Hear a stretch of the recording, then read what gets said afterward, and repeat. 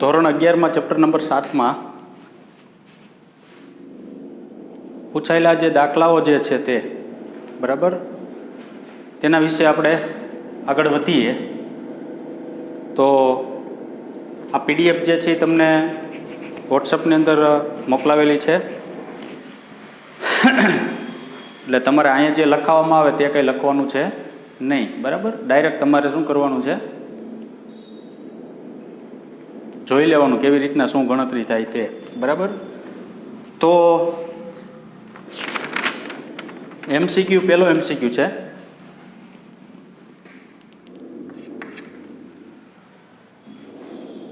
એક મિનિટ.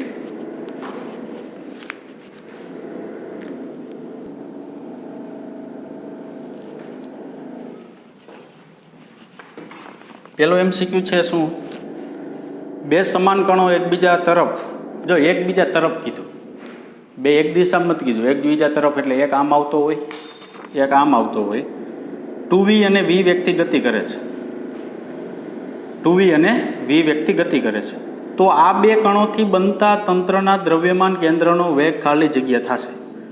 જો સાવ સિમ્પલ દ્રવ્યમાન કેન્દ્રનો વેગ કહેવામાં આવે તો વેગ માટેનું સૂત્ર શું લેવાનું, આમ m1v1 plus m2v2 by m1 plus શું લખવાનું, m2. આવું લખી શકાય. બરાબર, હવે આની અંદર કિંમત મૂકો. બે સમાન કણ કીધા એટલે દળ સમાન હોય એના. આનો વેગ 2v પ્લસ m, આનો વેગ માઇનસ v, કારણ કે એકબીજા તરફ કીધું એટલે એક વેગ પ્લસ એક વેગ માઇનસ, છેદમાં m પ્લસ m 1/2. બરાબર, શું જવાબ આવશે, 1/2. તો જો જે બહુ નાનો એમસીક્યુ થયો, બરાબર, ઝડપથી ગણી શકાય તેવો એમસીક્યુ છે. બીજો એમસીક્યુ શું કહે છે, જુઓ, જ્યારે ગુરુત્વાકર્ષણની અસર હેઠળ કેપિટલ એમ દળવાળો પદાર્થ કેપિટલ એ અધો દિશામાં ગતિ કરે છે, કેપિટલ એમ દળવાળો અને એનું નામ કેપિટલ એ છે, એ અધો દિશામાં ગતિ કરે છે, ત્યારે બે ટુકડા બી અને સીમાં વિભાજિત થાય છે. આમ આવતો હોય, બરાબર, આ એ ટુકડો છે, હવે ઉપરથી આમ ટુકડો આવે છે ધારો કે, તો બી અને સી બે ટુકડા છૂટા પડ્યા છે, જેમના દળ અનુક્રમે m/3 અનુક્રમે એટલે બી સી એમ અને 2m/3. તો કેપિટલ એ પદાર્થની સાપેક્ષે બી અને સીથી બનતા તંત્રનું દ્રવ્યમાન કેન્દ્ર કયા ટુકડા તરફ ખસે? કેપિટલ એ પદાર્થની સાપેક્ષે એટલે આ સાપેક્ષ બી અને સી, આ બંનેથી બનતું તંત્ર જે છે એ આ બંનેથી બનતું તંત્ર થયું અને તંત્રનું દ્રવ્યમાન કેન્દ્ર એટલે અહીં વચ્ચે ક્યાંક હશે, કયા ટુકડા તરફ ખેંચાશે? આની સાપેક્ષે કીધું એટલે એ તો 0 થઈ ગયું. હવે આ બેની વાત આવી તો કયા ટુકડા તરફ ખેંચાય? તો તમારે એવું કહી દેવાનું, ખસશે નહીં. શું કામે? પદાર્થ એ અધો દિશામાં ગતિ કરે ત્યારે સમસ્થિતિ દિશામાં બાહ્ય બળ લાગતું ન હોવાથી, અધો દિશામાં જો આમ ગતિ કરતો હોય ઉપરથી આમ નીચે તરફ, બરાબર, તો ઉપરથી નીચે તરફ ગતિ કરતો હોય પદાર્થ આમ, તો એનું સમસ્થિતિ બળ કોઈ ન લાગતું હોય, ખાલી ગુરુત્વાકર્ષણ બળ નીચે તરફ આમ જ લાગતું હોય. આ જે તીર છે ને એ દિશામાં છે, બરાબર. તો આમ કોઈ બળ લાગતું નથી એટલે નો આની બાજુ ખસે નો આની બાજુ ખસે. તેના વિભાજનથી બનેલા ટુકડાઓ બનતા તંત્રનું દ્રવ્યમાન કેન્દ્ર હંમેશા સ્થિર જ રહે. આ બે ટુકડા જે છે એ ઉપરથી નીચે આવશે, તો ઉપરથી જો જી ગુરુત્વ પ્રવેગ અનુસાર ઉપરથી નીચે આવે તો બેયનું દ્રવ્યમાન કેન્દ્ર જે છે એ સ્થિર જ રહેશે, એ ખસે નહીં.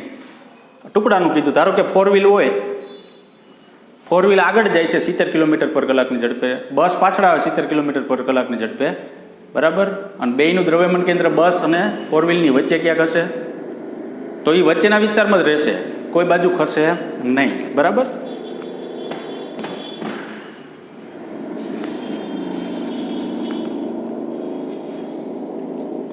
ચાલો આગળ.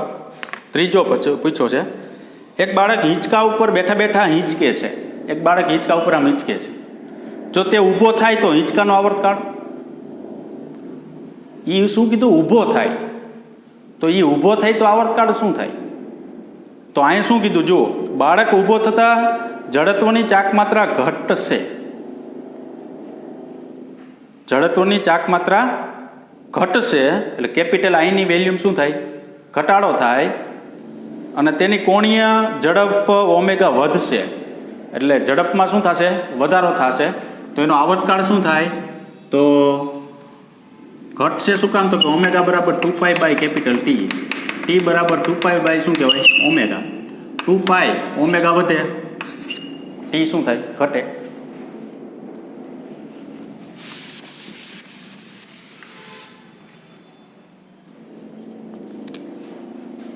ચોથો MCQ,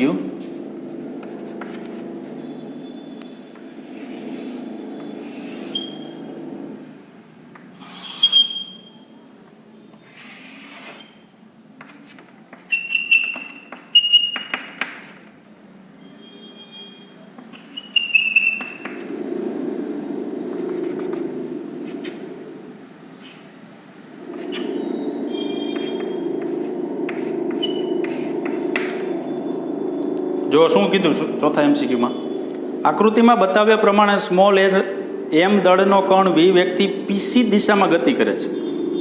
સ્મોલ એમ દ્રવ્યમાન ધરાવતો કણ છે એ PC દિશામાં ગતિ કરે છે, આમ આગળ જાય છે, બરાબર. તો આ કણનું P બિંદુને અનુલક્ષીને કોણીય વેગમાન કેટલું થાય?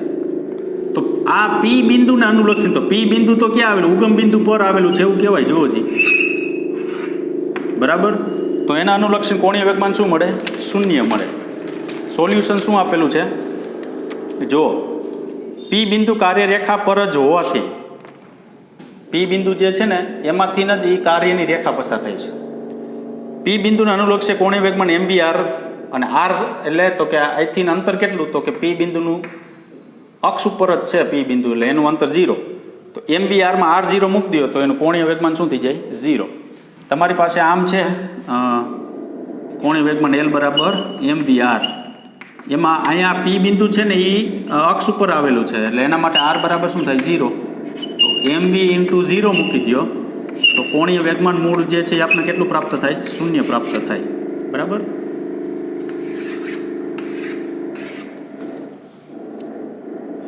પાંચમો MCQ, કેપિટલ R1 અને કેપિટલ R2 અનુક્રમે અંદરની અને બહારની ત્રિજ્યા વાળે ગોળ રિંગ અચળ ઝડપથી સરક્યા વિના ગબડે છે. એક રિંગ છે,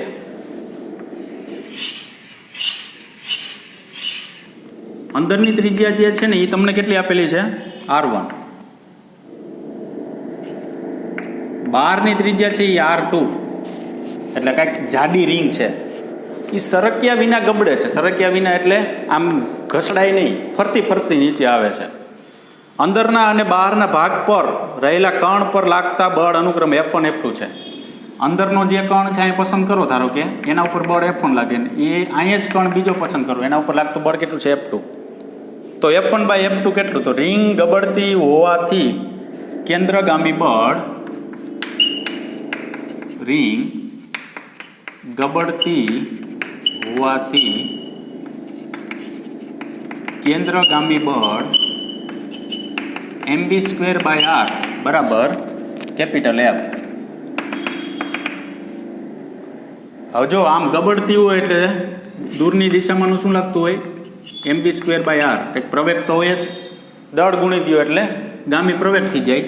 તો એમ વેગ કેટલો ફરતી હોય એટલે r ઓમેગા, તો r² ઓમેગા², v બરાબર r ઇક્વલ ટુ શું લખાય? F. તો આપણે અહીં એક r કેન્સલ થઈ જાય તો mr ઓમેગા² બરાબર શું લખાય? F. હવે આ જે સૂત્ર મળ્યું ને એમાં તમારે પેલું બળ મેળવવાનું F1, તો mr1 ઓમેગા². એવી રીતના બીજું બળ કેવું હોય તો mr2 ઓમેગા². તો તમારે મેળવવાનું છે F1 બાય શું મેળવવાનું? F2. તો F1 બાય F2 મેળવો તો અહીંયા થાય R1 બાય R2, ઓમેગા², અને દળ એ બે શું થઈ જાય? કેન્સલ થઈ જાય. તો કાંઈ વધે નહીં, બરાબર.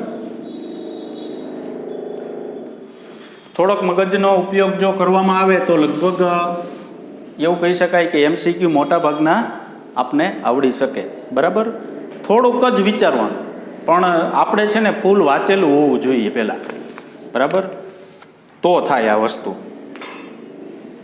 ચાલો છઠ્ઠું, એક અર્ધવર્તુળાકાર સ્મોલ આર ત્રિજ્યા અને કેપિટલ એમ દળની તકતીના કેન્દ્રમાંથી પસાર થતી અને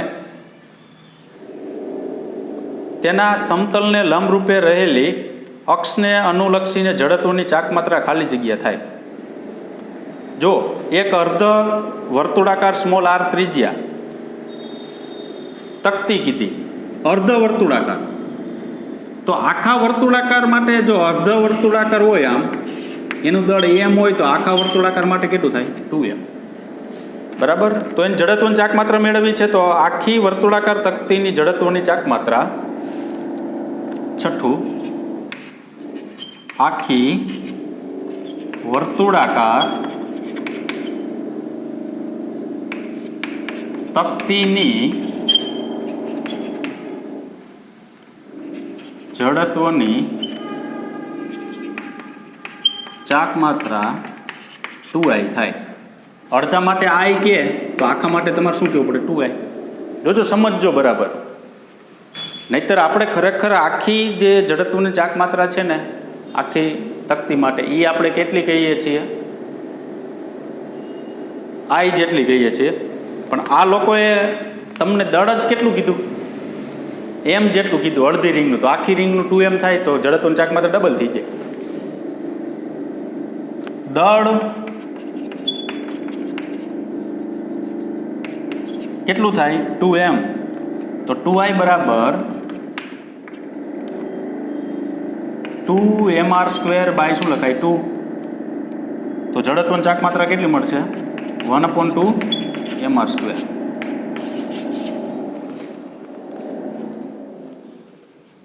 એટલું આપણે પ્રાપ્ત થશે, બરાબર, 1/2mr². છે. 7મો MCQ જો ગણાવી દીધો છે તમને. મેં તમને કીધું હતું કે આપણા લીથાની અંદર ઘણા MCQ એવા છે કે પૂછાઈ શકે. એમાં જો 7મો MCQ ની આવી ગયો, તમને ગણાવેલો છે, બરાબર. MCQ જે લીધા હતા ને અમુક એ MCQની અંદર એ MCQ તમને ગણાવેલો છે. હજી એક એવો MCQ આવશે, એ પણ તમને ગણાવેલો. જો એક જ સરખો ABCD ચોરસની બાજુની લંબાઈ સ્મોલ l છે, તેના દરેક શિરોબિંદુઓ પર સ્મોલ m દળના 4 કણ મૂકેલા છે. તો એ માંથી પસાર થતી અને BD ને સમાંતર અક્ષને અનુલક્ષીને જડત્વની ચાકમાત્રા ગણતરી કરાવેલી છે. જો તમે વિડીયો ન આખો જોયો હોય ધારો કે, બરાબર, તો તમે જોજો, એની અંદર મેં આ MCQ 7મો જે છે એ કરાવેલો છે, સાવ સહેલો છે, બરાબર. ચાલો 8મો MCQ.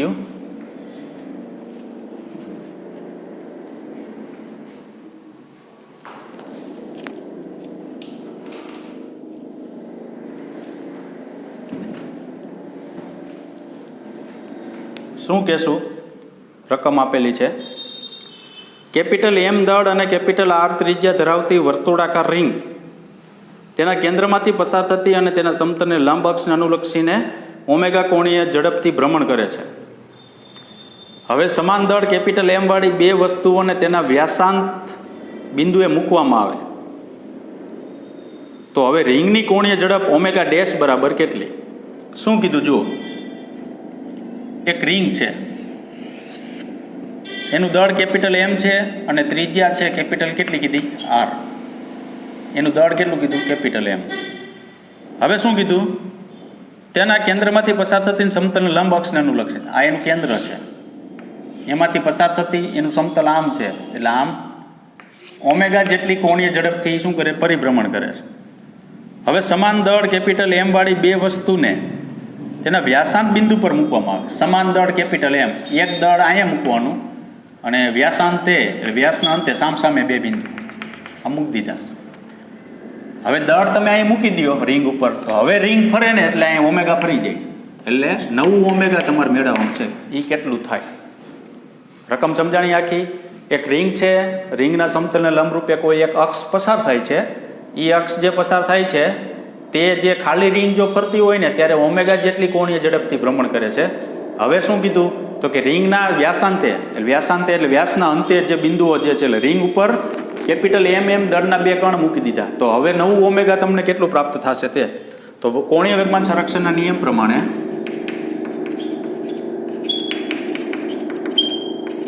સંરક્ષણના નિયમ પ્રમાણે I1 omega I2 omega dash કોણીય વેગમાન સંરક્ષણના નિયમ પ્રમાણે તમે P બરાબર રેખીય વેગમાન P બરાબર શું લખાય mv. તો L બરાબર શું લખાય m એટલે I અને v એટલે ઓમેગા I ઓમેગા બરાબર. એટલે અહીં કોણીય વેગમાન કીધું. પ્રારંભમાં શું છે તો કે દળ વ્યાસાંતે મૂકેલા નથી ત્યારે કોણીય વેગમાન I1 ઓમેગા ઓમેગા જેટલી કોણીય ઝડપ છે. મૂકવામાં આવેલ નવું ઓમેગા કેટલું મળે છે એટલું. તો ઓમેગા ડેશ બરાબર શું થશે તો કે I1 by I2 into omega. તો ચાલો હવે સૌથી અગત્યની વસ્તુ શું I1 એટલે શું તો કે રિંગના સમતલને લંબરૂપે પસાર થતી અક્ષને અનુલક્ષીને જડત્વની ચાક માત્રા લખાય શું mr². હવે શું આવી તો કે રિંગના સમતલ લંબરૂપે પસાર થતી અક્ષને અનુલક્ષીને જડત્વની ચાક માત્રા તો mr² છે જ વત્તા વ્યાસમાંથી પસાર થતી અક્ષને અનુલક્ષીને જડત્વની ચાક માત્રા એટલે ટોટલ 2mr². એ મેળવવું પડે આવડો બરાબર ત્યારે મળે ઇન્ટુ ઓમેગા. તો ઓમેગા ડેશ ઇક્વલ ટુ કેટલું પ્રાપ્ત થશે m omega upon small m plus 2 capital M. અથવા છે ને આપણે ન મેળવવું હોય ને તો શું કરવાનું આની જડત્વની ચાક માત્રા લેવી હોય તો કેન્દ્રથી અંતર કેટલું r દળ કેટલું m એટલે mr². આના માટે mr² પ્લસ mr² એટલે ડાયરેક્ટ લખી નાખવાનું 2mr² એટલે તમને આવો ઓપ્શન આવશે.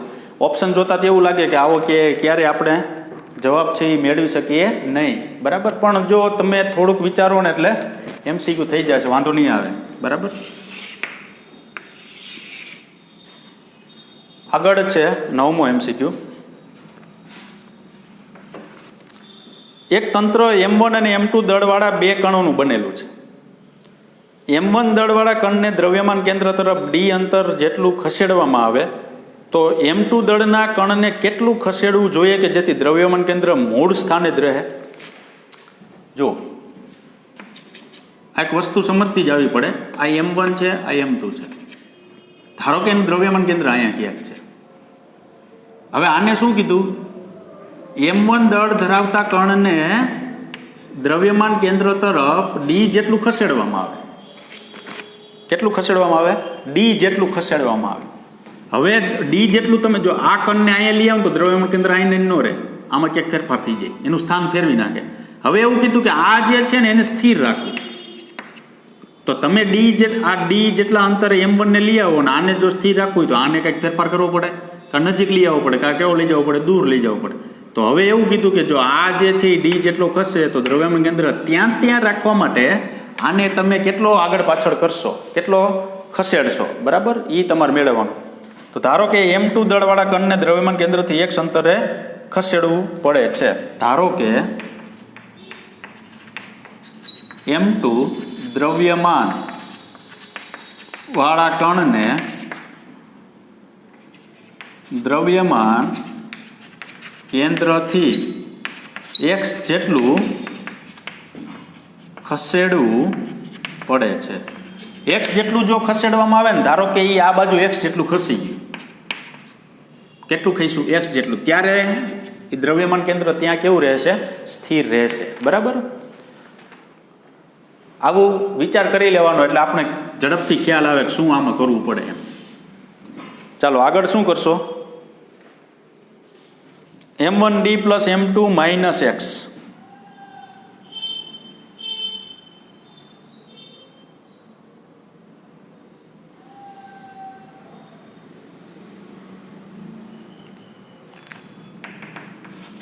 M1d plus M2 minus x છેદમાં M1 પ્લસ M2 બરાબર RCM. x માઇનસ શું કામ લીધું જુઓ જી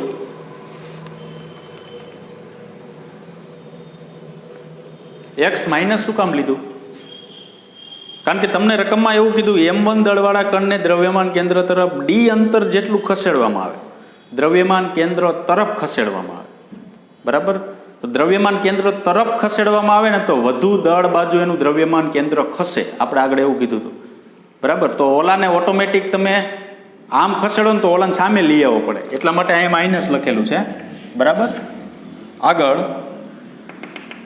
M1D માઇનસ M2X બરાબર 0, RCM બરાબર શું લખવાનું 0. દ્રવ્યમાન કેન્દ્ર છે એ 0. શું કામે? દ્રવ્યમાન કેન્દ્ર મૂળ સ્થાનેથી એવું કીધું છે, બરાબર. મૂળ સ્થાને એટલે દ્રવ્યમાન કેન્દ્ર પાસને અનુલક્ષીને લેવામાં આવે એટલે આવું મળે. તો M1D બરાબર M2X. તો આપણે કેટલું બીજાને ખસેડવું પડે? તો M1/M2 × D, આટલું ખસેડવું પડે, બરાબર.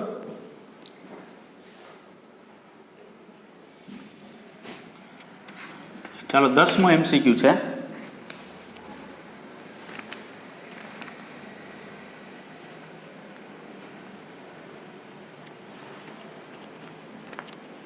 કેપિટલ M દળ અને કેપિટલ R ત્રિજ્યાના ગોળાકાર પદાર્થની તેના અક્ષને અનુલક્ષીને જડત્વની ચાકમાત્રા કેપિટલ I છે.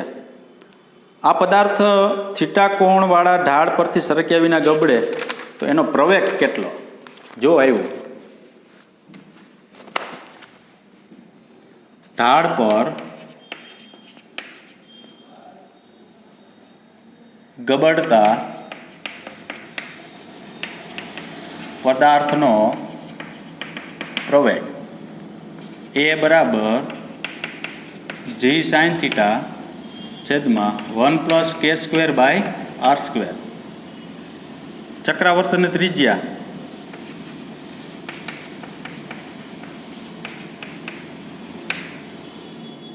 k માટે I બરાબર mk².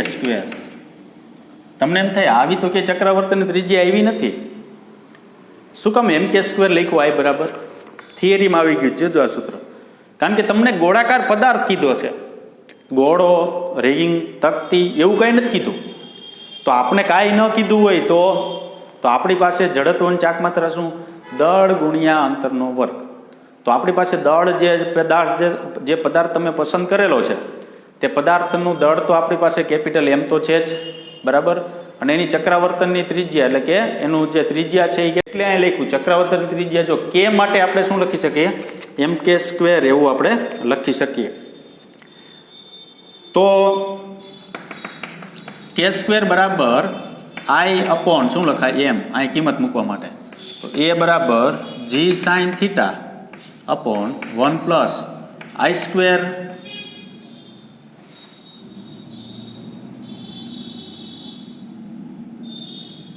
આ k² બરાબર I/M છે, બરાબર. એટલે I/mr². આવો જવાબ આવશે. જો ઓપ્શન જોતા તો આપણે એવું લાગે કે આપને આવડશે નહીં, બરાબર. હવે એક વસ્તુ જુઓ, જે કંઈ નવું શું જોયું તમે? તો કે NCERTની અત્યારની જે ટેક્સ્ટ બુક છે એની અંદર કે આ સૂત્ર નથી, બરાબર. અને મેં તમને અલગથી આ સૂત્ર કરાવ્યું હતું, વેગનું, પ્રવેગનું અને સ્થિત ઘર્ષણાંકનું, તમને જો યાદ હોય તો, બરાબર. મેં કીધું હતું કે આવા સૂત્રનો ઉપયોગ થશે. જો આ જે MCQ પૂછાય ને એ સાવ સહેલામાં સહેલો જ કહેવાય, આવો MCQ ક્યાંય પૂછાય જ નહીં. પણ આપણે જવાબ ક્યારે તમે દઈ શકો કે સૂત્ર તો મૂળ તમને આવડવું જોઈએ ને. આમાં શું કર્યું? કાંઈ નહીં. જો G sin θ / 1 + k²r², કેની કિંમત મૂકી k², પૂરું થઈ ગયું. સૂત્રમાં કાંઈ નથી, આઈના સ્વરૂપમાં તમે સૂત્ર મેળવ્યું, બરાબર. તો આવા જો MCQ પૂછાય તો એનો મતલબ એવો થયો કે સાવ સહેલા થયા. પણ વસ્તુ શું થઈ? આ MCQ જે છે એ આપણે ટેક્સ્ટમાં આવું કે સૂત્ર આવેલું નથી, પણ ટેક્સ્ટમાં એક સ્વાધ્યાયનો દાખલો છે એમાં આ સૂત્રનો પાછો ઉપયોગ કરેલો છે. સૂત્ર નથી પણ સૂત્રનો શું કરેલો છે? ઉપયોગ કરેલો છે. એટલે આપને એમ થાય કે આ ક્યાંથી આવું સૂત્ર ઉડીને આવ્યું? ઉડીને ક્યાંયથી નથી આવ્યું. તમારી પાસે જો સેમ 2 ચેપ્ટર નંબર 2 ની જૂની ટેક્સ્ટ બુક હોય NCERT પહેલાંની, અથવા પાર્ટ 2 11માનું હોય, બરાબર. એ ચેપ્ટરની અંદર તમે જોશો ને એટલે છેલ્લે આ સાબિત કરેલું છે સૂત્ર, વેગનું, પ્રવેગનું ને સ્થિત ઘર્ષણાંકનું આખી સાબિતી છે. તો આ સાબિતી નામે કાંઈ છે જ નહીં, એ બધું કાઢી જ નાખ્યું છે. બરાબર. તો આ સૂત્ર જો આપણે આવડે તો આપણે આગળ વધી શકીએ.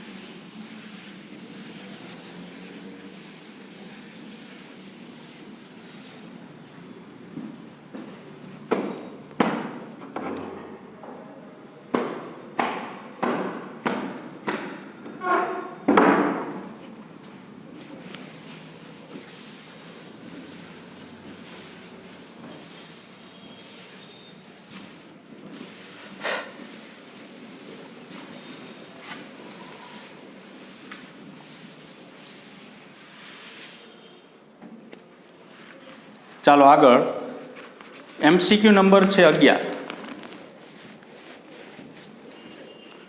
બાહ્ય બળની અસર વિના બે પદાર્થો એકબીજા તરફ ગતિ કરે, જોડાઈ જાય તો તેમનું દ્રવ્યમાન કેન્દ્ર ગતિ કરશે, સ્થિર રહેશે, પદાર્થોથી દૂર તરફ ગતિ કરશે, કે આપેલા પદાર્થમાં એક પણ નહીં, સ્થિર થઈ જાય. જો જોડાઈ જાય તો તેમનું દ્રવ્યમાન કેન્દ્ર એકબીજા તરફ આમ જોડાઈ જાય તો એનું દ્રવ્યમાન કેન્દ્ર શું થઈ જાય? સ્થિર થાય. હવે એ આખું તંત્ર ગમે ત્યાં જાય એનું દ્રવ્યમાન કેન્દ્ર ત્યાં નથી રહે. ખ્યાલ આવ્યો કે નહીં? હવે ધારો કે ઉદાહરણ દઉં એક સરસ. બસ ઊભી હોય, હવે તમે નીચે ઊભા છો ને બસ આમાં આવે છે, આમથી બસ આવતી હોય તો તમારું અને બસથી બનતું તંત્ર દ્રવ્યમાન કેન્દ્ર ક્યાંક વચ્ચે ક્યાંક ગતિ કરવી આવતું હશે. તમે બસમાં બેસી ગયા, હવે બસ હાલતી થઈ ગઈ, બસ ભલે ના લે તો કે બસ અને મારાથી બનતું દ્રવ્યમાન કેન્દ્ર કેવું? ત્યાં સ્થિર જ હોય. ખ્યાલ આવ્યો કે નહીં? બરાબર. એટલે બાહ્ય બળ લાગતું ન હોવાથી એના ઉપર કોઈ પણ પ્રકારનું બાહ્ય બળ લાગતું નથી. NCERTની ટેક્સ્ટ બુકમાં એક ઉદાહરણ છે, જોજો.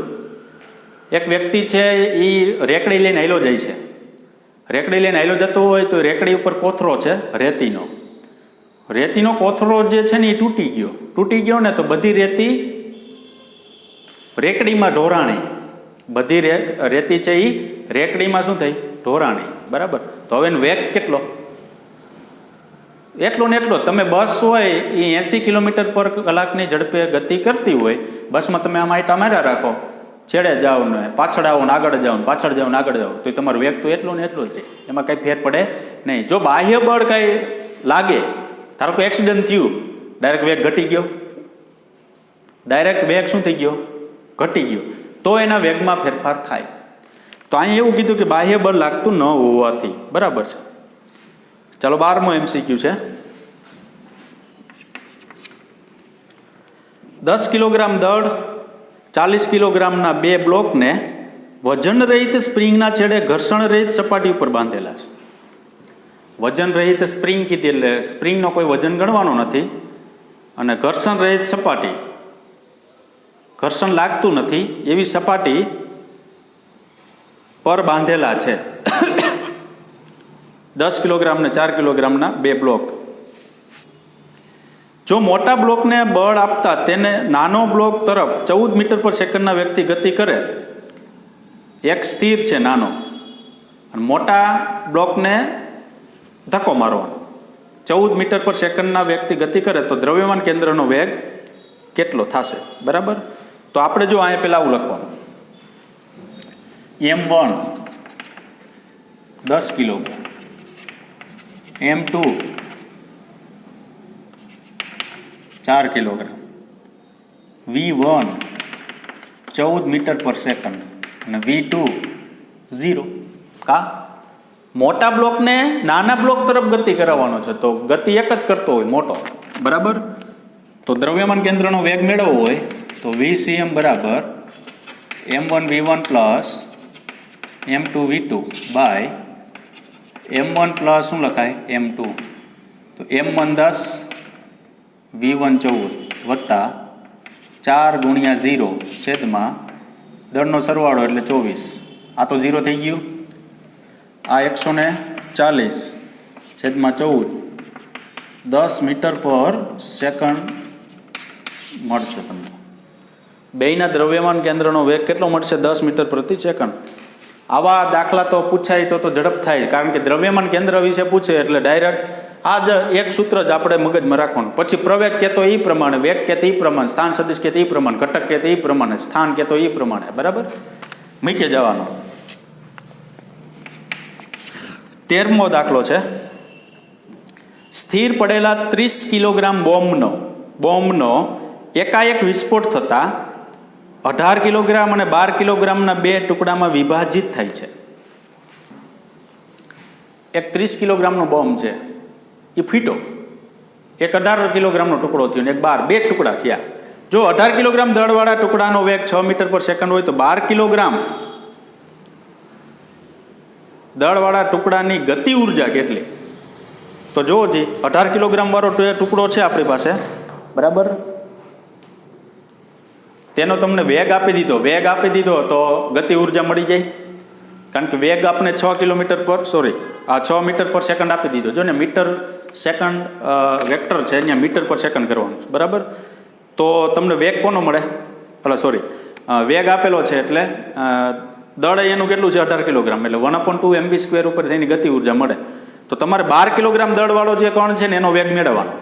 પછી ગતિ ઉર્જામાં સૂત્ર મૂકવાનું, સૂત્રમાં ગતિ ઉર્જાના સૂત્રમાં કિંમત મૂકવાની, એટલે એની શું મળી જાય? ગતિ ઉર્જા. તો રેખીય વેગમાન સંરક્ષણના નિયમ પરથી, રેખીય વેગમાન સંરક્ષણના નિયમ પરથી કેપિટલ MB બરાબર m1v1 પ્લસ m2v2.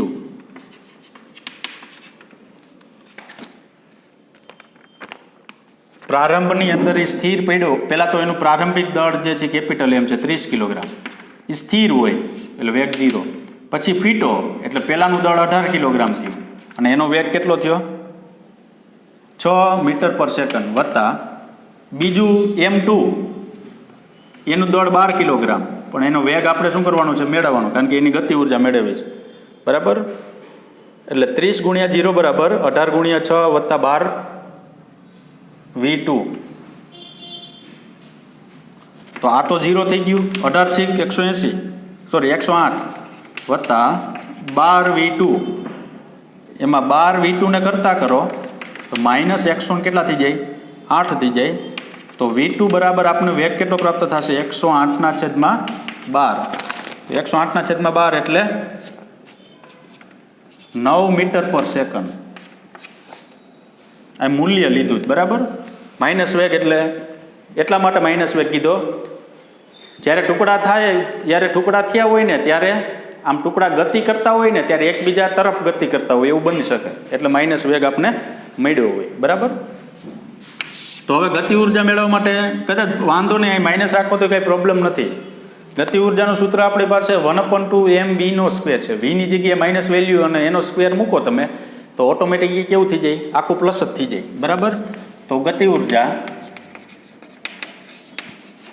બરાબર 1/2 m2v2².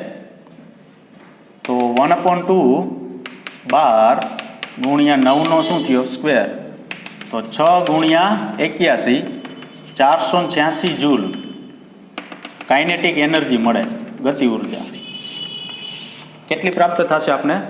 486 જૂલ જેટલી ઉર્જા આપણે પ્રાપ્ત થશે, બરાબર. ચાલો આગળ જઈએ. 14મો MCQ.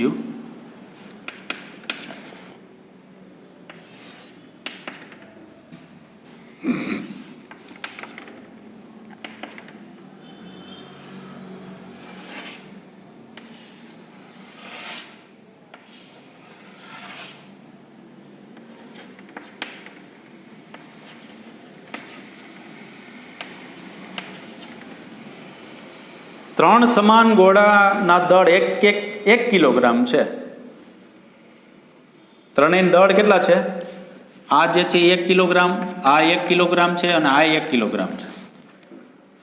તેઓ એકબીજાને સ્પર્શે તે રીતે આકૃતિમાં બતાવ્યા પ્રમાણે તેમના કેન્દ્રો x અક્ષ પર રહે તેમ મૂકેલા છે. જો એકબીજાને સ્પર્શવા જોઈએ એટલે આ બધી સ્પર્શે છે, એના કેન્દ્ર છે એ ક્યાં રહેવા જોઈએ? x અક્ષ પર રહેવા જોઈએ તે રીતના મૂકેલા છે. જો તેમના કેન્દ્રો P, Q, કેપિટલ R હોય તો P ગોળાની સાપેક્ષે તેમનાથી બનેલા તંત્રના દ્રવ્યમાન કેન્દ્ર શોધો. બધાના દ્રવ્યમાન કેન્દ્ર એટલે કેન્દ્ર, આનું કેન્દ્ર પહેલા ગોળાનું P, બીજા ગોળાનું Q, ત્રીજા ગોળાનું R હોય તો P જે છે ઉગમ બિંદુ ઉપર છે. જો આની સાપેક્ષે આખા તંત્રનું દ્રવ્યમાન કેન્દ્ર તમારે શું કરવાનું છે? મેળવવાનું છે. તો એની સાપેક્ષે આખા તંત્રનું દ્રવ્યમાન કેન્દ્ર મેળવવું હોય, ધારો કે x, તો m1 x1 m2 x2 plus m3 x3 by m1 plus m2 plus m3. દ્રવ્યમાન કેન્દ્રની શરૂઆતની થિયરી છે, એનો ઉપયોગ થયો. જો તમે m1 m2 જે છે એ બે કણ છે એ કોઈ એક જ અક્ષ ઉપર તમે રાખેલા હતા. આ એક જ અક્ષ ઉપર જો એ કણ જે છે એ રાખવામાં આવે તો હવે તેને અનુરૂપ મળતા જે દ્રવ્યમાન કેન્દ્રનું સૂત્ર છે એ શું છે? તો કે m1 x1 plus m2 x2 plus પછી n કણ માટે plus up to plus mn xn એવું આપણે લઈ લેતા. તો 3 કણ છે. ચાલો m1 તો આનું દળ કેટલું? 1 કિલોગ્રામ. એ પોતે ઉગમ બિંદુ પર છે 0. આનું દળ કેટલું? તો કે 1 કિલોગ્રામ. x2 કેટલું? pq જેટલું અંતર છે નહીં તો આપણે અહીંથી અહીં સુધીનું અંતર pq ગણવાનું, પ્લસ આ 1 તો આનું અંતર કેટલું? તો કે pr જેટલું, છેદમાં શું? 1 1 1 એટલે 3. ત્રણેય જગ્યાએ 1 1 મૂકવાનું ને તો ઉપર શું વધ્યું? pq પ્લસ pr આવું વધ્યું, છેદમાં શું આવે? 3. લ્યો આ જવાબ. બરાબર? જોવો જી, છે ને સિમ્પલ છે આવું. બરાબર? એટલે થોડોક આપણે મગજનો ઉપયોગ કરો એટલે આપણે પ્રોબ્લેમ ન થાય. અમુક પ્રશ્ન એવા હોય કે હાવ સિમ્પલ પૂછી નાખે, પણ એમાં શું હોય ખબર? આપણે જ્યારે વાંચતા હોય ને ત્યારે સહેલું વસ્તુ ન વાંચે, અઘરું વાંચે. એટલે પરીક્ષામાં પછી શું પૂછે? ઓલા હેલું પૂછે. એટલે આ પ્રોબ્લેમ કોનો છે? જે હોશિયાર વિદ્યાર્થીઓ હોય ને એની વાત છે. બહુ વધારે હોશિયાર હોય ને એને હેલા પ્રશ્ન ન આવડે. શું કામે? એ તો કોમન કાઢી નાખે કે એવું તો આપણે આવડતું જ હોય, પણ એ વસ્તુ મગજમાંથી કાઢી નાખવી. બરાબર? એ વસ્તુ ક્યારેક આપણે ન પણ આવડે, આપણે એવું વિચારવાનું. એ વસ્તુ આપણે ક્યારેક ન પણ આવડે. બરાબર? ચાલો આગળ જઈએ. 15મો MCQ. જો સાવ સહેલો આવ્યો MCQ. સમાન દળ અને ત્રિજ્યાવાળી રિંગ અને તકતીની તેમના અક્ષોને અનુલક્ષીને જડત્વની ચાકમાત્રાનો ગુણોત્તર. તો રિંગ માટે જડત્વની ચાકમાત્રા, રિંગની જડત્વની ચાકમાત્રા છેદમાં તકતીની જડત્વની ચાકમાત્રા બરાબર mr² બાય 1/2 mr². આ કેન્સલ થઈ જાય, 2/1 મળે.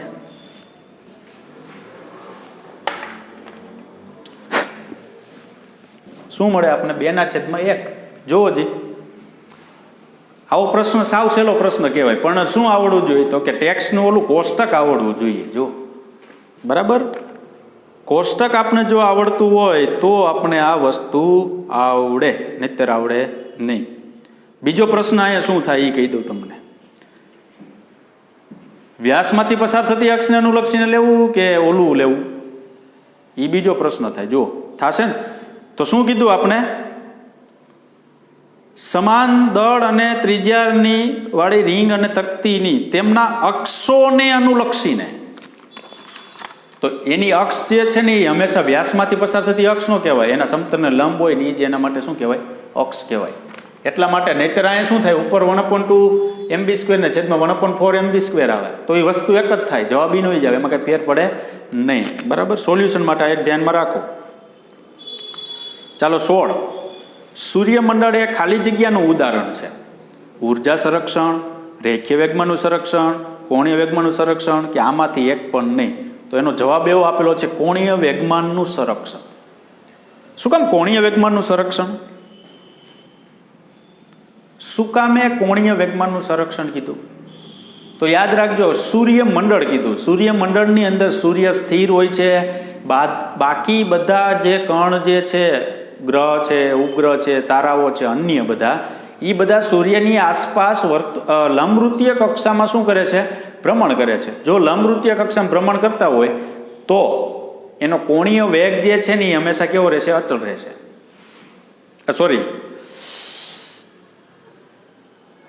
લંબવૃત્તીય કક્ષામાં ભ્રમણ કરતા હોય ત્યારે ટોર્ક જે છે ને એ કેવું થાય છે? શૂન્ય રહે. ક્ષેત્રીય વેગ આવ્યો તો ખ્યાલ હોય તો તમને, ક્ષેત્રીય વેગ જે આવ્યો તો ત્યાં આપણે આવું કીધું હતું, જો dA/dt L vector by 2m. આ અચળ હતું એવું મેં સમજાવ્યું હતું. ત્યારે ક્ષેત્રીય વેગ કેવો રહે? અચળ રહે. તો એ તો કોઈ એક ગ્રહ માટે સમજાવ્યું હતું. તો સૂર્યમંડળ તમને કીધું તો સૂર્યમંડળને બધું આવે, એમાં કોણીય વેગમાનનું સંરક્ષણ થાય. એટલે કે આ અચળ હોય ત્યારે ટોર્ક શું લાગતું હોય? 0 લાગતું. બરાબર? એલ વેક્ટર જે છે એ અચળ હોય ત્યારે ટોર્કની વેલ્યુ જે છે એ કેવી મળે? આપણે શૂન્ય પ્રાપ્ત થાય. આગળ 17મો MCQ.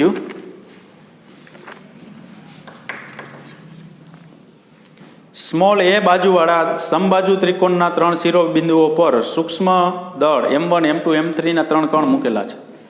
સ્મોલ m માંથી પસાર થતી ઊંચાઈના અનુલક્ષી જડત્વની ચાક માત્ર. આ ગણાવી દીધો. મેં તમને કીધું હતું આગળ એક MCQ હતો છે. બરાબર? આમ ત્રિકોણ હતો, આમ અક્ષ હતી ને આમ પસાર થતું હતું. M1 આ હતું ને M2 ના આમ. બરાબર? એ અક્ષને અનુલક્ષી જડત્વની ચાક માત્ર તમને યાદ હોય તો. બરાબર? ગણાવી દીધી છે. અને જે આપણે લીથાનો પ્રશ્ન છે, ઉપર નીચે જતા બે પ્રશ્ન. ઓલું શું હતું? કોઈ ખૂણામાંથી અક્ષ પસાર થતી હતી એને અનુલક્ષીને હતું. અને આમ ત્રિકોણ દોરવાનો અને આમ ઊભી અક્ષને અનુલક્ષીને જડત્વની ચાક માત્રા એવું મેળવવાનું હતું. અને જવાબ M2 + M3 S²/4 એવો જવાબ આવ્યો હતો. બે દાખલા ગણાવેલા છે. જો એનો મતલબ એવો કે આપણે જે લીથો દીધેલો છે ને એ લીથામાંથી નહીં પ્રશ્ન પૂછાઈ શકે. ખ્યાલ આવ્યો કે નહીં? બરાબર? તો પૂછાયેલો પ્રશ્ન જો આમાં આવી ગયો, કારણ કે આ જે હું આ ગણતરી કરાવું છું બધા પૂછાયેલા પ્રશ્ન છે. બરાબર? તો સાવ સિમ્પલ પ્રશ્ન છે. તો આપણે ખ્યાલ આવી જવો જોઈએ કે આ પ્રકારના પ્રશ્નો આપને પૂછાઈ શકે છે. ચાલો આગળ 18મો. જો સાવ સિમ્પલ, 4 માર્ક્સ રોકડા આવે. બળ યુગમાં ખાલી જગ્યાની રચના કરે. શુદ્ધ રેખીય ગતિ? નહીં. શુદ્ધ ચાક ગતિ? તો કે હા. રેખીય ચાક ગતિ? નહીં. ગતિ રહિત? નહીં. શુદ્ધ ચાક ગતિ એટલે કે બળ યુગમાં કોને કીધું હતું કે કોઈ પણ પદાર્થ તમારી પાસે હોય તેના ઉપર લાગતું બળ સમાન મૂલ્યનું. બળ યુગમાં એટલે ટોર્ક. બીજી ભાષામાં એનું નામ શું આપવામાં આવે છે? ટોર્ક. સમાન મૂલ્યનું હોય, પરસ્પર વિરુદ્ધ દિશામાં હોય, એક રેખસ્થ ન હોય તો આ બંને બળ છે ને એ બળ યુગ્મની રચના કરે. બળ યુગ્મની રચના કરે એટલે તેને લીધે પદાર્થ પર શું લાગે? ટોર્ક લાગે. કોઈ પદાર્થ ઉપર ટોર્ક લાગતું હોય, ધારો કે અત્યારે પંખા ઉપર ટોર્ક લાગે છે, તો એ રેખીય ગતિ કરશે નહીં, એને જ ફરશે. શું ચાક ગતિ? શુદ્ધ એટલે ત્યાં જ ચાક ગતિ કરે. રેખીય ગતિ, ચાક ગતિ બે નું આવે, એક આવે. બરાબર? ગતિ રહિત એમ ન કહેવાય, ગતિ રહિત છે કારણ કે ફરે છે. જો બરાબર? એટલે શું આવશે? શુદ્ધ ચાક ગતિ. એમાં જવાબ આવશે.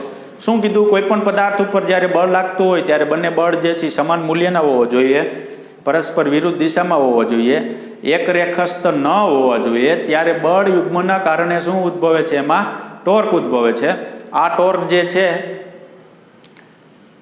એ બળ યુગ્મ કહેવાય. એટલે શુદ્ધ ચાક ગતિને લીધે ઉદ્ભવે છે. ચાલો બીજો 19મો પ્રશ્ન છે. અક્ષને અનુલક્ષીને ભ્રમણ કરતા દ્રઢ પદાર્થને ભ્રમણ કરતું અટકાવવા માટે ખાલી જગ્યા કરવું પડે. અક્ષને અનુલક્ષીને ભ્રમણ કરતા દ્રઢ પદાર્થને ભ્રમણ કરતું અટકાવવા માટે પંખો ભ્રમણ કરે છે તો પંખાને આપણે ભ્રમણ કરતો બંધ કરવો છે. તો શું લગાડવું પડે? ટોર્ક લગાડવું પડે. દબાણ આપવું પડે? નહીં. બળ આપવું પડે? નહીં. વેગમાન આપવું પડે? નહીં. શું આપવું પડે? ટોર્ક. પણ અહીંયા થોડોક મને ઓપ્શનમાં ડાઉટ લાગે છે. ટોર્ક તો આપવું પડે. કોઈ પણ વસ્તુ ધારો કે ભ્રમણ કરતી હોય એને અટકાવવા માટે ટોર્ક તો આપવું પડે, પણ કેવું? પુનઃસ્થાપક ટોર્ક. કેવું ટોર્ક આપવું પડે? પુનઃસ્થાપક. અહીંયા આપણે ચોખ્ખાઈ જ નથી કરેલી, પણ ખરેખર એવો ઓપ્શન હોવો જોઈએ. કારણ કે એક વસ્તુ યાદ રાખજો, કોઈ પણ પદાર્થ છે એ ધારો કે આ છે, એ આમ ફરતો હોય તો હવે એને અટકાવવા માટે તમારે વિરુદ્ધ દિશામાં બળ લગાડવું પડે. આમ તો હવે જો પદાર્થને આમ ફરવા માટે ટોર્ક લાગતું હોય ને તો વિરુદ્ધ દિશામાં ફરવા માટે પુનઃસ્થાપક ટોર્ક લાગતું હોય. તો વિરુદ્ધ દિશામાં તમે જ્યારે બળ લગાડો ને તો જ એ પદાર્થ અટકે. રબરને તમે આમ ખેંચો, હવે તમે રબરને મૂકી દો પછી ભેગું થઈ જાય. શું કામ ભેગું થાય? તો કે તમે જે લગાડો છો એ બાહ્ય બળ છે. અંદર જે રબર પોતે જે બળ લગાડે છે ને એ એક પ્રકારનું શું છે? પુનઃસ્થાપક બળ છે. તો એ તો બળની વાત થઈ. અહીંયા તો આપણે કોની વાત કરવાની કીધી? ટોર્કની વાત કરવાની કીધી. ટોર્ક જે છે પદાર્થ ફરતો હોય અને બંધ કરવો હોય તો એમાં શું લગાડવું પડે? પુનઃસ્થાપક ટોર્ક લગાડવું પડે. ચાલો 20મો MCQ છે.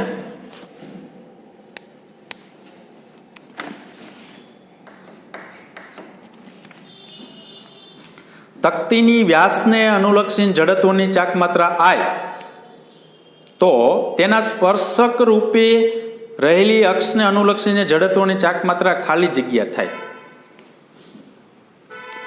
ધારો કે હું આ તકતી દોરું છું, જુઓ છે તકતીના વ્યાસને અનુલક્ષીને જડત્વની ચાક માત્રા આ વ્યાસમાંથી પસાર થઈ, આ એનું કેન્દ્ર છે. વ્યાસમાંથી પસાર થતી અક્ષને અનુલક્ષીને જડત્વની ચાક માત્રા આપણે I કહીએ, એટલે IC કહીએ, દ્રવ્યમાન કેન્દ્રમાંથી. એટલે IC બરાબર mr² બાય શું લખાય? 4. એ તો તમને ખબર જ છે. કોઈ તકતી હોય તો તકતીના વ્યાસમાંથી પસાર થતી અક્ષને અનુલક્ષીને જડત્વની ચાક માત્રા કેટલી થશે? તો કે mr² બાય 4 જેટલી થશે. તો એમાં શું થયું? mr² by 4. હવે શું કીધી જુઓ,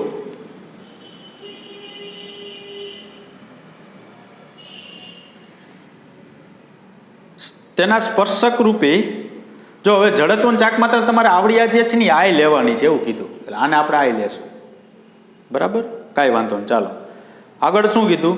તેના સ્પર્શક રૂપે રહેલી અક્ષને અનુલક્ષીને જડત્વની ચાક માત્રા. સ્પર્શક રૂપે એટલે આમ આ અક્ષને અનુલક્ષીને જડત્વની ચાક માત્રા આપણે I ટેન્જેન્ટ કહીએ, અથવા એ લોકોએ શું કીધું છે, કંઈ નામ નથી આપ્યું, સ્પર્શક રૂપે કહી દીધું છે, બરાબર? આ લખી નાખું સ્પર્શક. તો આ બે વચ્ચેનું અંતર જે છે આપણા માટે શું થશે? R જેટલું થશે, બરાબર? તો હું અહીંયા આપણે સોલ્યુશન પ્રમાણે લખીએ તો તકતીના વ્યાસને અનુલક્ષીને જડત્વની ચાક માત્રા તો કેટલી થાય? તો કે mr² by 4 equal to I by 2.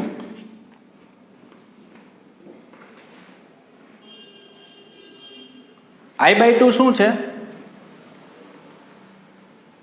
તો કે વ્યાસને અનુલક્ષીને જડત્વની ચાક માત્રા એટલે I બાય શું કીધું? 2. તો અહીંયા તમે 1/2 ઇન્ટુ mr² બાય 2 એવું લખી શકો. તો mr² બાય 2 એટલે કોના માટે છે? આમ જે અક્ષ પસાર થતી હોય ને તેના માટે છે. સમતલને કેવી? લંબ, બરાબર? તો આ ખાલી બનાવેલું છે. I બાય શું લીધું એને? 2. શું કામે I બાય 2 લીધું? તો કે તકતીના સ્પર્શક રૂપે રહેલી અક્ષને અનુલક્ષીને જડત્વની ચાક માત્રા.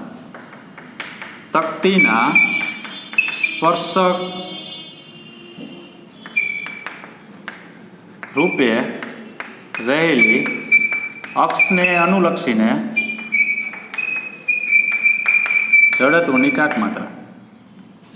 તો આપણી પાસે કેટલી થાય? તો કે IC એટલે I બાય 2 પ્લસ md². બે વચ્ચેનું સમાંતર અંતર R. તો I બાય 2 પ્લસ mr². તો mr² બરાબર શું લખાય? જોવો જી 2I એવું લખાય. mr² બરાબર 2I આના ઉપરથી. તો ટોટલ જવાબ કેટલો આવશે? 5I by 2. આ જે છે ને એ લોકોએ આઈના સ્વરૂપમાં જવાબ મેળવેલો. જુઓ કોના સ્વરૂપમાં? આઈના સ્વરૂપમાં. હવે હું મારી રીતના ગણું. જુઓ કેવી રીતના. તમારી પાસે ચાક માત્રાનો સમાંતર અક્ષનો પ્રમેય આવો છે IC પ્લસ md², છે કે નહીં? તકતીના વ્યાસમાંથી પસાર થતી અક્ષને અનુલક્ષીને જડત્વની ચાક માત્રા mr² બાય શું લખાય? 4 પ્લસ અહીંયા m, અહીંયા શું લખાય? r². તો 5 બાય 4 mr² થયું કે નહીં? 5 બાય 4 શું થયું? mr² થયું કે નહીં? હવે તમે જો આને આમ લખી શકો 5/2 ગુણ્યા mr²/2, તો આટલા બરાબર તો I છે જ, તો 5I/ શું લખાય 2, બરાબર. આ તો તમને લીથાની અંદર જે લખેલું હતું એ પ્રમાણે ગણાવ્યું, બાકી તમે ડાયરેક્ટ આમ ગણી નાખો એટલે ચાલે.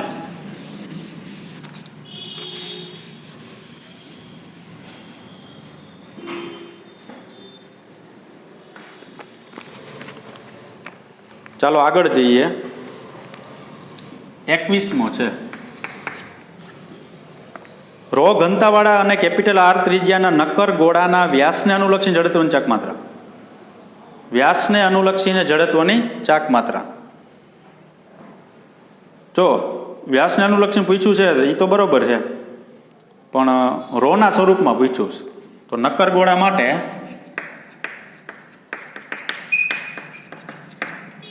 કેપિટલ I બરાબર 2/5 mr² ઇક્વલ ટુ 2/5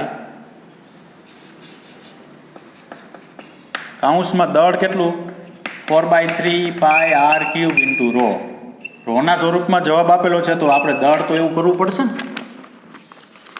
કારણ કે જો ગોળો કીધો છે તમને, બરાબર. તો ગોળો જો તમને કીધો હોય તો 4/3 પાઈ r³ એટલે એની કદ થયું, આ એની ઘનતા થયું. કદ ગુણ્યા ઘનતા એટલે દળ થાય, એટલે એમ બરાબર આવું લખ્યું છે, બરાબર. તો આનો જવાબ ટોટલ આવશે 8/15 પાઈ r³ સોરી r⁵ ઇન્ટુ શું લખાય રો. તો 8/, જે જવાબ છે એવો લેવા માટે 22/7 ગુણ્યા r⁵ ઇન્ટુ રો, તો 176/105 r⁵ ઇન્ટુ રો. ઓમ જોતા તમને એવું લાગે કે લગભગ આવો જવાબ આપણને મેળવતા આવડશે નહીં. જોતા આપને એવું લાગે કે આવો જવાબ મેળવતા નહીં આવડે, પણ ખૂબ નાનો દાખલો છે. જુઓ શું થયું. નક્કર ગોળા માટે તો પહેલાં આપને છે ને આ જડત્વની ચાક માત્રા આવડવી જોઈએ. નક્કર ગોળા માટે જડત્વની શું આવડવી જોઈએ? ચાક માત્રા. તો જડત્વની ચાક માત્રા તમને આવડે તો હવે ઘનતાના સ્વરૂપમાં વિચારવાનું. દળ લેવું હોય તો આમ લખાય, સાદુરૂપ આપ્યું, પૂરું. આવો જવાબ લેવા માટે પાઈ બરાબર 22 કેટલા લખ્યા? 7 લખ્યા, બરાબર. આવો લોજિક ચાલવો જોઈએ તો આપણને આવો જવાબ મળી શકે.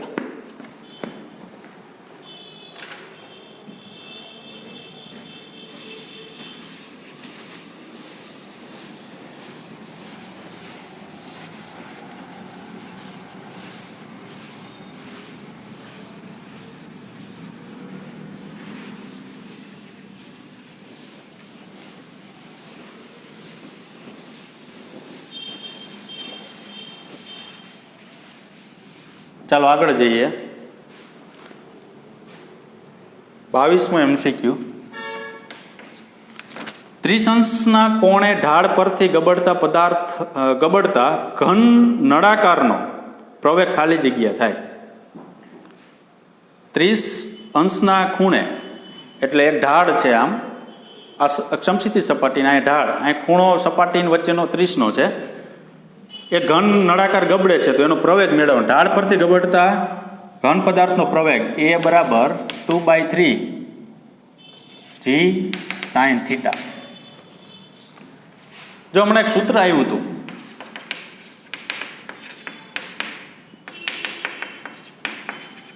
ખ્યાલ છે? આવું સૂત્ર ક્યાંક આવ્યું હતું, ખબર હોય તો, કે નથી ખબર? બરાબર. તો શું થયું જોવો જી. હવે નળાકાર જે છે ને કેવો કીધો છે? ઘન નળાકાર કીધો. ઘન નળાકારનો મતલબ શું થાય? નક્કર નળાકાર. તો નક્કર નળાકાર માટે જડત્વની ચાક માત્રા શું થાય? જો 1/2 mr² થાય. 1/2 mr². દળ કાઢ નાખો એટલે r/√, શું થઈ ગયું? 2. એટલે આ ચક્રાવર્તન ત્રિજ્યા થઈ, એ અહીં કિંમત મૂકો તો r² શું થાય?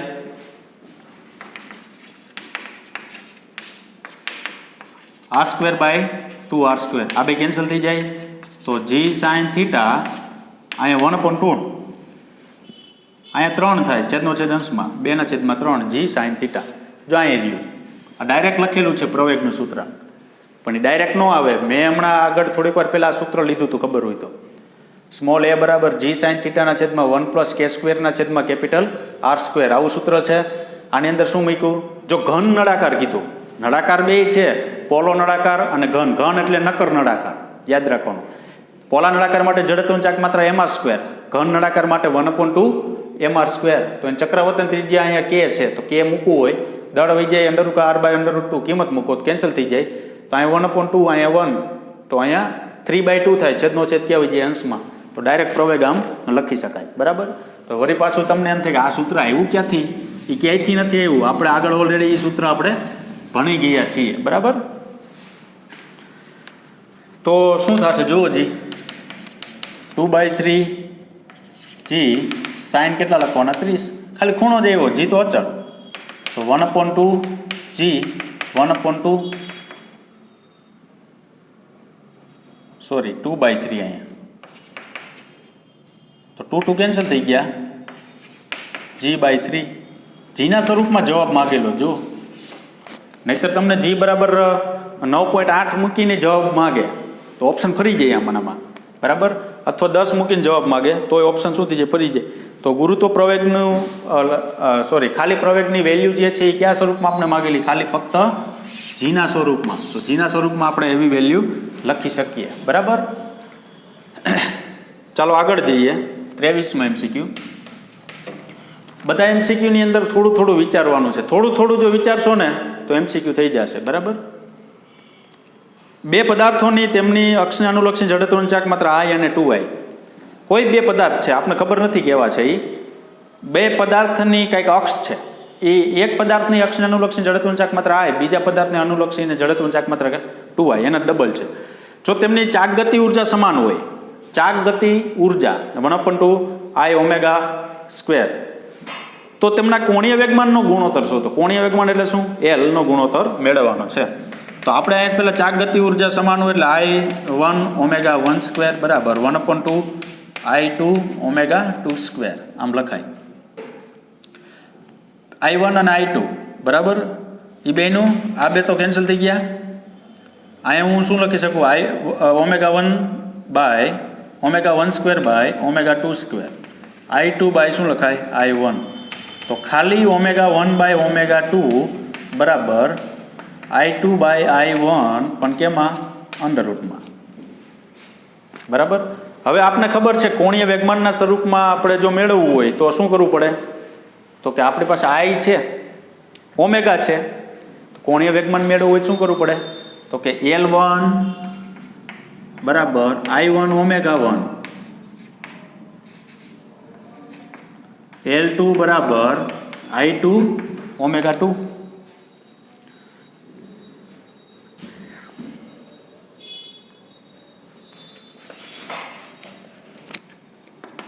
તો L1 by L2 I1 by I2 omega 1 by omega 2 આવું થશે. બરાબર. હવે શું કીધું? તો કે હવે જો આપણી પાસે ઓમેગા 1 બાય ઓમેગા 2 છે, તો અહીંયા તો આપણે I1 બાય I2 લખી શકીએ. અંડરરૂટમાં I2 બાય શું લીધું? I1. બરાબર. તો ટોટલ રિઝલ્ટ શું થશે? Under root I1 by I2. તમે 2 બાય √2 લ્યો તો √2 × 2 √2 આવું લખી શકાય. બરાબર. તો આ ટોટલ આનું રિઝલ્ટ શું મળશે આપણે? અંડરરૂટમાં I1 બાય I2. તો I1 જે છે ને એ આપણા માટે I છે, I2 કેટલું છે? 2I છે. આ કેન્સલ થઈ જાય. 1/ કેટલું મળે? √2.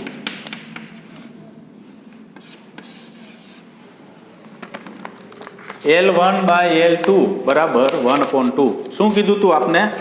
કે બે પદાર્થોની તેમની અક્ષને અનુલક્ષીને જડત્વની ચાક માત્ર અનુક્રમે I1 અને 2I છે, I કેપિટલ I અને 2 કેપિટલ I છે. જો તેમની ચાક ગતિ ઉર્જા સમાન હોય તો તેમની કોણીય વેગમાનનો ગુણોત્તર ખાલી જગ્યા થાય. તો ચાક ગતિ ઉર્જા જે છે એ આપણે શું કીધું? અહીંયા સમાન કીધી. બરાબર. તો સમાન થઈ ગઈ. સમાન ઉપરથી એક રિઝલ્ટ મળ્યું, ઓમેગા 1 બાય ઓમેગા 2 નું રિઝલ્ટ મળ્યું. હવે કોણીય વેગમાન ને ઓમેગા વચ્ચેનો સંબંધ I ને ઓમેગા અને કોણીય વેગમાન, તો L1 બરાબર I1 omega 1, L2 omega L1 by L2. આમ ચાલ્યા ગયા તો બધાની શું મૂકી દીધી? અહીંયા કિંમત મૂકી દીધી. બરાબર. કિંમત મૂકી સાદરૂપ આપી દીધું એટલે કોણીય વેગમાન સંરક્ષણ જે છે, કોણીય વેગમાન જે છે એનો શું થઈ ગયો? ગુણોત્તર થઈ ગયો. બરાબર. તો આ ચેપ્ટર માટે આટલા MCQ આપણે અહીંયા ગણાવેલા છે જે પરીક્ષાઓની અંદર પૂછાયેલા છે તે. તો આપને ખ્યાલ આવી જવો જોઈએ કે કેવા પ્રકારના MCQ પૂછાઈ શકે. વધારાના જે તમને સૂત્ર લેક્ચરની અંદર જે કરાવેલા છે, બરાબર, તે સૂત્રનો પણ ઉપયોગ થઈ શકે. એટલે એ સાઈડમાં નથી કાઢી નાખવાના. તમે અહીંયા જોઈ લીધું, બે એવા દાખલા એવા કે ઉપરથી સરક્યા વિના ગબડતા કોઈ પદાર્થ છે તેના માટે પ્રવેગના સૂત્રનો 2 વાર ઉપયોગ થઈ ગયો. જો ભલે ને આપણી ટેક્સની અંદર ન હોય, બરાબર, એટલે બધી વસ્તુ કરવાની છે. તો અહીંયા સુધી આપણે રાખીશું. Thank you very much.